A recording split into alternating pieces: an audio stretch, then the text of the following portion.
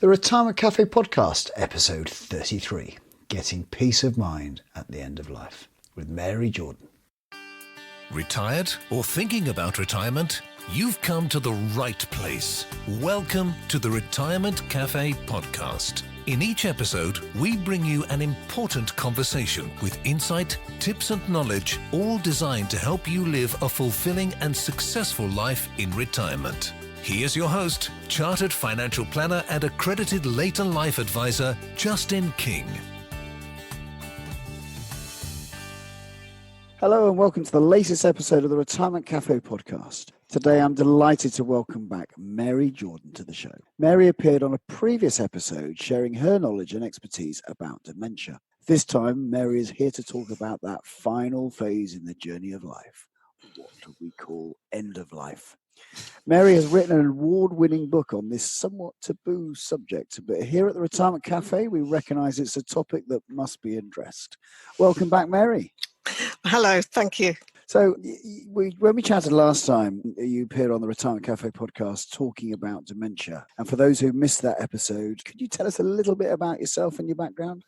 Yes, I've had a very varied career. I began my working life as a regular army officer, and I then worked in medical publishing, and I worked for Alzheimer's Society as my final job, really. Quite specialised in, as I say, from the previous podcast when we discussed dementia and a few books you've written and trainings you operate in the dementia space.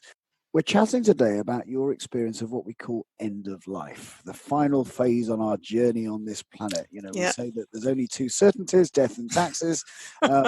And we talk about taxes quite a lot. Probably, we do. Not so much about death. How did you become a specialist on this subject? I wouldn't like to say I'm a specialist in end of life. The people who are specialists are the people who are experiencing it.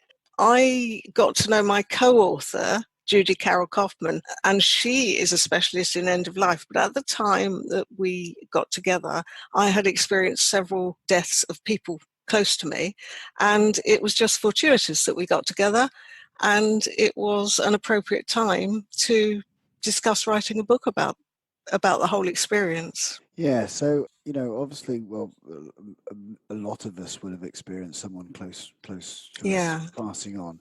And, sometimes that happens suddenly and sometimes it happens over a period of time.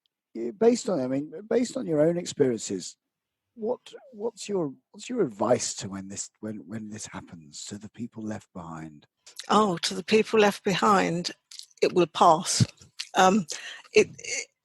It's something we're all going to experience. We're all going to experience the loss of a loved one.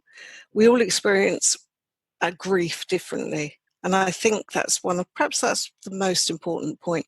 Don't think that you've got to behave in a particular manner or that your experience has to match somebody else's experience. It's a bit sad that somebody's actually come up with, a way you should experience grief. You first experience the loss and then you have guilt and so on. It doesn't happen to everybody like that. We're all different. I think I would say the biggest sense with a loss is shock. When somebody dies, you're in shock, even if you've been expecting it. And when you're in shock, you behave differently from other times. Absolutely, yeah. And then for the person who has been, I don't know, maybe diagnosed some kind of terminal illness, but that's going to happen over. Yeah. It can happen over obviously a short period of time. We've had clients that we've dealt with where it's been months, and then sometimes they've had diagnoses and they've said, well, you could have 3 or 4 years, and sometimes even that can be extended, and sometimes, of course, it can be brought closer. What's your experience of the people who are facing that final sentence, I suppose, and then again the implications of the people around them? Well, again, I think it's very different for everybody. My biggest experience with end of life has been obviously with people with dementia, because it is a terminal illness. Right. So that's different from somebody who perhaps is diagnosed with an end of life cancer or something like that. It's all going to be different for everybody. I think what's interesting is that just now, we used not to talk, as you said, nobody wants to talk about death and dying. I think now we're beginning to talk about it more. Yeah. When Judy and I wrote the book, I think it needed to be written because no one was talking about it. Now I feel that we've got to where we probably were 100 years ago. In Victorian times, people lived with death. The undertaker didn't arrive and whisk the body away. People lived with the body and said goodbye, and it was a completely different ball game, really. I feel we're moving back to where we're actually understanding that death is a part of life, if you know what I mean. Absolutely. And so, with the collaboration with Judy on the book, and the essential kind of caring, and you won an award for this book. Yeah. How did the discussions with Judy happen? I mean, this is not the usual thing. No. Turns out, I'm going to write a book. What's it going to be about? I can just imagine the conversation. Yes, let's talk about dying. Okay. Tell me about the collaborative process around that, and then what you deciding what you would include and what you wouldn't include, and that type of thing. Judy runs her own company, which is End of Life Management, right. Where she, this is her real subject. And so it was very interesting for the two of us to talk about my very hands-on experience. And I know that everyone's experienced death. It's just happened that I had several deaths all in a row, if you know what I mean. So I was quite immersed in it for a while. So between us, we just felt there was a synergy there. But you're right, it's not it's not the happiest of subjects, but we both felt it was something that people should talk about. Yes. And I suppose, I know as obviously as advisors, we come across, clients do pass on, and we help the families left behind, etc., and especially with the finances and that sort of thing, and often enough, even that for the most well organized people can be hugely complex, overwhelming, and that, and as you said, that you're in a shock and you're grieving, and then also you have to deal with that. You're trying to deal with all the administration, and the administration is complex nowadays. Unless you've got a very simple estate, it's it can be confusing and difficult to deal with. So what's your advice, for people who, if they do have an idea that they are coming to the end of their life, what's your advice around that? And then again, thereafter, in the early days, what's your advice to the families behind? I think if for people who know that they're at the end of life, and if you're supporting someone at the end of life, we felt by the time we'd talked through endlessly, as you can imagine, the book, we felt that the two most important points were tying up loose ends. People who know they're coming to the end of their life want to tie up loose ends. And the other thing is that by doing that, they get peace of mind. I think if you're caring for somebody at end of life, help them to tie up loose ends, help them to gain peace of mind in their last days.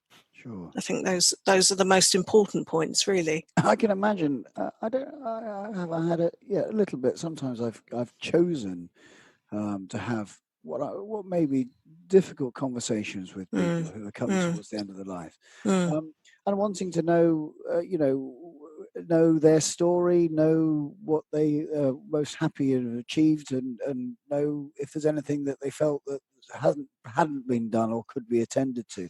What would you advise? I think possibly people can be afraid of those conversations. Yeah. What's your experience? I think you're absolutely right. I think very often people who are coming to the end of their life want to talk about it, and very often the people who are looking after them don't. And so they will say something like, when I die, don't talk about dying. You're going to go on for a long time yet. If somebody wants to talk about it, then it's important to let them talk about it. And that I think that's really important. Be led by the person who's dying. Yeah. And I think the other thing that I've found is that if you do have those possibly brave conversations, you can actually find out and sadly be amazed by some of the things that you're actually told about. Yes, you're right. You're right. And it can be very sad. I went to the funeral of someone I was supporting who had dementia, and it was an odd funeral where people just talked about his life. I think it was a Quaker funeral, I'm not sure. And by the time I'd finished, I thought, gosh, I wish I'd known all this when I knew him when he was alive. Yeah. And so, that's important. I think you're right. You can be very surprised if you have those conversations. Absolutely. And again, especially for different generations, to know hopefully elderly relatives who've passed on, to know what their story was, because I think... especially if you've only known them when they were old. Yeah. To know more about what they were like when they were younger and what their hopes and aspirations were. Absolutely, what their trials and tribulations were, and what their story has been. But I think that's very interesting to be a little brave about those conversations, because it definitely will be the last time, or can be the last time you have opportunity to ask. Yeah, and the last time to say things that afterwards you wish you'd said.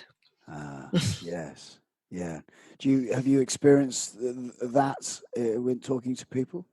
Yes, I hear that a lot of times. I wish I'd told Mum this, that, and the other. I wish I'd done more. I wish this, that, and the other, and feelings of guilt afterwards that they haven't. And so, what? Let's say, with the knowledge that someone close to you is going to die at some point, what practical steps would you advise them to do to make sure that they don't have those regrets? I think, as I said, we need to go back to being led by the person who's dying. If you feel they want to talk, or they want to write down their end of life wishes, or they want to tell you, be ready to listen. Be ready to talk to them. And the other thing to remember is that no matter what your feelings and beliefs are about death, it's what their feelings and beliefs are that matter.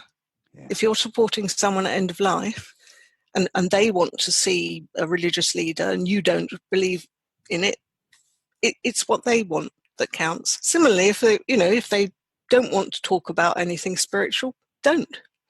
No. It's up to them. Absolutely. In essence, it is the opportunity to show the support and the respect and all the things that...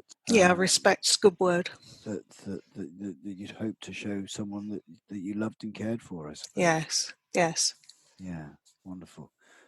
Right. Well, that again has been a fascinating conversation. If people are interested, and they can get your book, can't they, for the end of life, the Essential Guide to Caring. Yeah. The award-winning Essential Guide to Caring that you wrote with Judy. Where can they find a little bit more about you, Mary? That information's on my website, maryjordan.co.uk. And on that website, there's also a link to End of Life Management, which is Judy's website. So all the links are there. Well, again, that's absolutely fantastic. I do really appreciate the time that you've taken to join us with today. So a big thank you to Mary Jordan for joining me on this episode of the Retirement Café Podcast. You'll find the show notes for this episode along with the links to the websites Mary mentioned at theretirementcafe.co.uk.